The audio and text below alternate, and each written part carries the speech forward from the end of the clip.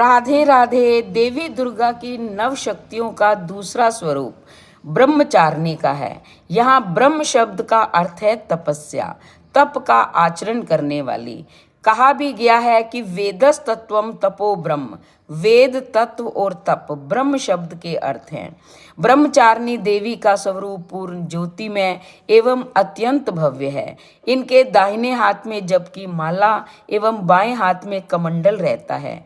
अपने पूर्व जन्म में जब ये हिमालय के घर पुत्री रूप में उत्पन्न हुई थी, तब नारद के उपदेश से इन्होंने भगवान शंकर जी को पति रूप में प्राप्त करने के लिए अत्यंत कठिन तपस्या की थी। इसी दुष्कर तपस्या के कारण इन्हें तपस्चारिणी अर्थात ब्रह्मचारिणी नाम से जाना गया। 1000 वर्ष उन्होंने केवल फल मूल खाकर व्यतीत किए थे। 100 वर्षों तक केवल शाक पर निर्वाह किया। कुछ दिनों तक कठिन उपवास रखते हुए खुले आकाश के नीचे वर्षा और धूप के भयानक कष्ट सहे। इस कठिन तपस्या के पश्चात 3000 वर्षों तक केवल जमीन पर टूटकर गिरे हुए बेल पत्रों को खाकर वे दिन रात भगवान शंकर की आराधना करती रही। इसके बाद उन्होंने सूखे बेल पत्रों को भी खाना छोड़ दिया। कई हजार वर्षों तक वे निर्जल और निराहार तपस्या करती रही। पत्तों को भी खाना छोड़ देने के कारण इनका एक नाम अपर्णा भी पड़ा। कई हजार वर्षों की इस कठिन तपस्या के कारण ब्रह्मचारिणी देवी का वह पूर्व जन्म का शरीर एकदम क्षीण हो उठा। वह अत्यंत ही कमजोर हो गई थी। उनकी यह दशा देखकर उनकी माता मैना बहुत दुखी हुई। उन्होंने उसे इस कठिन तपस्या से अलग करने के लिए आवाज दी, उमा।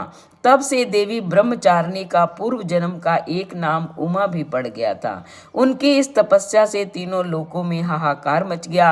देवता, ऋषि, सिद्धगण, मुनि सभी ब्रह्मचारिणी देवी की इस तपस्या को अभूतपूर्व पुण्यकृत बताते हुए उनकी प्रशंसा करने लगे। अंत में पितामह ब्रह्मा जी ने आकाशवाणी के द्वारा उन्हें संबोधित करते हुए प्रसन्न स्वर में कहा, हे देवी, आज तक किसी ने ऐसी कठिन तपस्या नहीं की थी। ऐसी तपस्या तुम ही से संभव थी। तुम्हारे इस अलौकिक कृत्य की चारों दिशाओं में सराहना हो रही है। तुम्हारी मनोकामना सर्वतोभावेन परिपूर्ण होगी। भगवान चंद्रमौली शिवजी तुम्हें पति रूप में प्राप्त होंगे। अब तुम तपस्या से अलग होकर घर लौट जाओ। शीघ्र ही तुम्हारे पिता तुम्हें बुलाने आ रहे हैं। माँ दुर्गा जी का यह दूसरा स्वरूप भक्तों और सिद्धों को अनंत फल देने वाला है। इनकी उपासना से मनुष्य में तप, त्याग, वैराग्य, सदाचार और संयम की वृद्धि होती है। जय माता दी।